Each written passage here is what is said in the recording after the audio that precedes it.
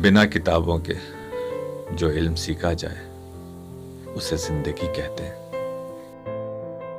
मजबूत लोग खामोश रहते हैं, किसी से शिकायत नहीं करते। सब्र एक फन है, हर कोई फनकार नहीं। सब्र की एक बात बहुत अच्छी है, जब आ जाता है तो किसी की तलब नहीं रहती। सब्र करना और कदर करना नसीब वालों के हिस्से में आता है।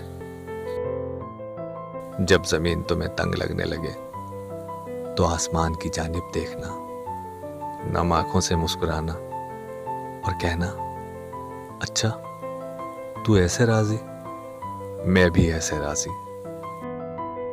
जो शख्स सब्र की सवारी पर सवार होता है वो कामयाब हो जाता है।